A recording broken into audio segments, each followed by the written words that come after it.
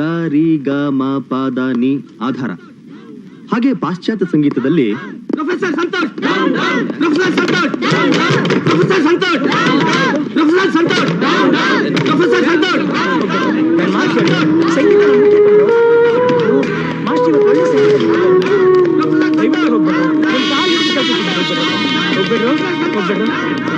ರವಿ, ಹರೀಶ,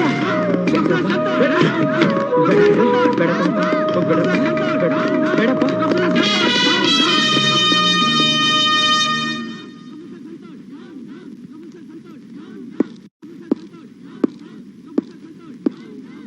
ಯಾಕೆ ಸರ್ ಹಾಗೆ ನಿಂತ್ಬಿಟ್ರಿ?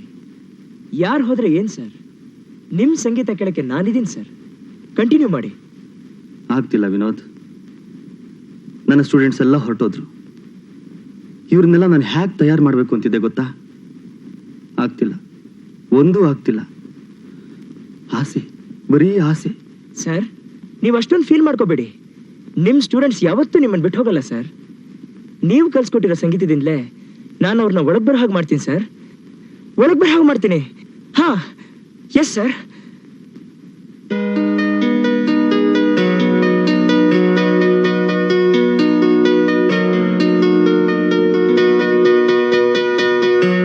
Professor Santosh, professor Santosh, professor Santosh.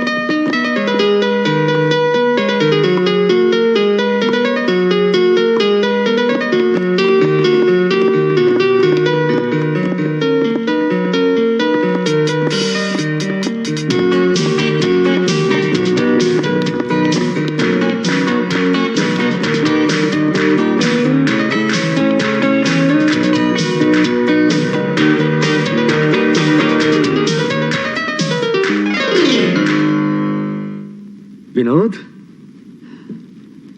ನಾನು ಈ ಕಾಲೇಜಿನಲ್ಲಿ ಸಂಗೀತ ಕಲಿಸಿದ್ದಕ್ಕೂ ಸಾರ್ಥಕ ಆಯಿತು. ನೀನು ಇಷ್ಟೆಲ್ಲ ವಿಷಯ ತಿಳ್ಕೊಂಡಿದ್ದೀಯ ಅಂತ ನಾನು ಅನ್ಕೊಂಡಿರ್ಲಿಲ್ಲ. I am proud of you my boy, really proud of you. ಇದೇ ನಮ್ಮನೆ. ಹೌದಾ?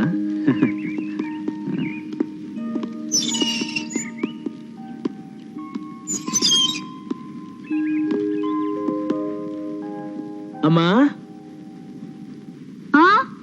ಬಂದೆ. ನಮಸ್ಕಾರ. ನಮಸ್ಕಾರ. ಏನ್ ಸರ್, ನನ್ ಮಗ ಏನಾದ್ರೂ ತಪ್ಪು ಮಾಡಿದಾನ? ಅವನ್ಗೆ ಎಷ್ಟು ಸಾರಿ ಹೇಳಿದೀನಿ ಯಾರ ತಂಟೆಗೂ ಹೋಗ್ಬೇಡ ಅಂತ. ಕೇಳ್ತಾನ ಅವನು? ನಾನು ಹೊಟ್ಟೆ ಉರಿಸ್ಬೇಕು ಅಂತಾನೆ ಹುಟ್ಟಿದಾನೆ ಅವನು. ನೋಡಿ, ನೀವು ಕೈ ಮುಗಿದು ಕೇಳ್ಕೊತೀನಿ, ಅವನ್ಗೆ ಅಷ್ಟೊಂದು ತಿಳುವಳಿಕೆ ಇಲ್ಲ. ಅವನೇನಾದ್ರೂ ತಪ್ಪು ಮಾಡಿದ್ರೆ ಅದನ್ನ ಮನ್ಸ್ಗೆ ಹಚ್ಕೊಳ್ದೆ ಅವನ್ನ ಕ್ಷಮಿಸ್ಬಿಡಿ. ಏನು ಹಾಗೆ ನಿಂತ್ಬಿಟ್ಟೆ? ತಪ್ಪಾಯ್ತು ಅಂತ ಕೇಳ್ಕೊ. ಅವ್ರು ಎಷ್ಟು ನೊಂದ್ಕೊಂಡಿದ್ದಾರೆ.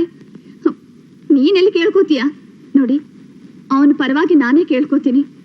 ಅಮ್ಮ, ನಿಮ್ಮ ಮಗ ಏನೂ ತಪ್ಪು ಮಾಡಲಿಲ್ಲ. ನಮ್ಮ ಕಾಲೇಜಲ್ಲಿ ಒಬ್ಬನೇ ಒಳ್ಳೆ ಸ್ಟೂಡೆಂಟು. ನಮ್ಮಂಥ ಲೆಕ್ಚರರ್ಸು ಸ್ವಲ್ಪ ಇಂಟ್ರೆಸ್ಟಿಂದ ಪಾಠ ಮಾಡ್ತೀವಿ ಅಂದರೆ ಇವನೇ ಕಾರಣ.